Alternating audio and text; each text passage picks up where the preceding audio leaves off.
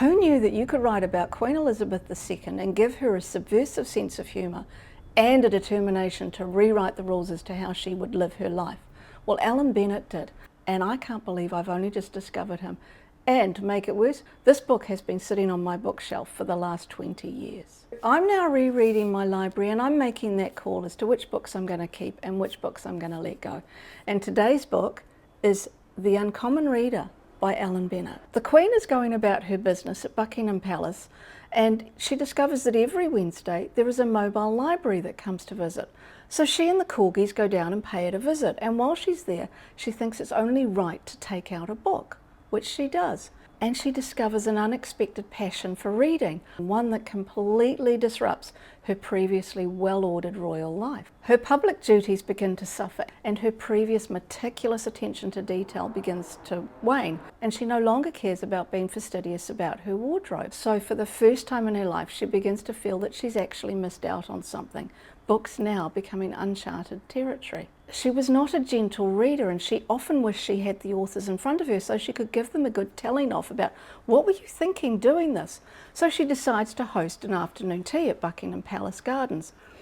But what she discovers is that meeting authors in real life is not quite the same as in her imagination, and she found that she didn't really like them and they weren't very nice to her. So she went, I'm never doing this again. The reading absorbed her, and what the Queen hadn't expected was how much it had drained her enthusiasm for anything else to do with her royal life. So the equerries decided to bring her literary odyssey to a close, but she had one more ace up her sleeve and decided to end this on her own terms. And those of us who grew up with Queen Elizabeth as the head of the Commonwealth, we have a certain expectation of what she was like and what her personality was like.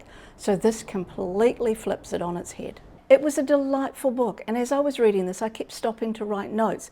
And in fact, I filled out about 2.5 pages worth of lovely little snippets that the Queen comes up with in her head, or the Queen's diary as she starts writing.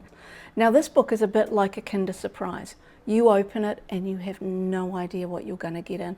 And as it kind of unfolds, you go, oh my God, more gloriousness. It was just delightful. I mean, what can I say? It feels like Alan Bennett has completely written a subversive queen, one who has had her own mind opened up to what life is like in books after having had 80 years of not being a reader. Now, I actually hadn't heard of Alan Bennett until I saw his film The Lady in the Van, and that's odd because I've had this book for longer than that movie's been around, and it's been sitting on my shelves all this time, and I have no explanation as to why I hadn't got to it.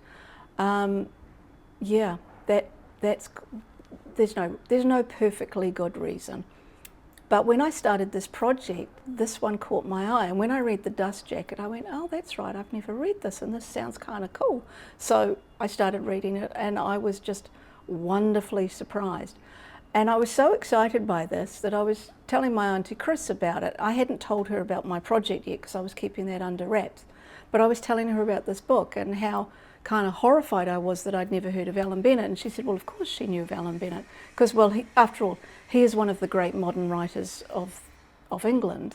And she's English, so she's the same age, so she grew up knowing about him and his plays. And then a couple of days later, she rang me up to say, I've gone and bought the book and I'm now reading it and it's wonderful. And I was completely blown away. I was so excited that my enthusiasm for this book had sparked her to go out and buy it. And that's kind of what I'm hoping this channel will be about. You guys will get excited by whatever I'm saying and go and find those books to read for yourselves. And so that's kind of the philosophy behind this. So, is this a stay or a let go? It's definitely a keeper. I think this book has a firm career ahead of it as a multiple reread. There are so many things in here I want to get back into. And it's not big, so you can read it in an afternoon, and it's just wonderful.